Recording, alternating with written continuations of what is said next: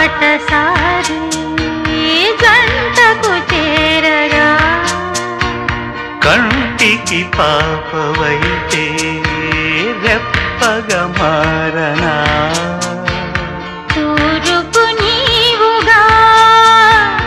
రేపువ నేనుగా అల్లిక పాటగా పల్లవి ప్రేమగా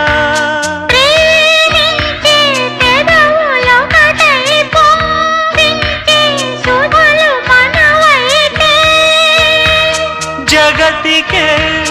అతిథులే జననమౌదిన ప్రేమ జంటకి ఓం నమః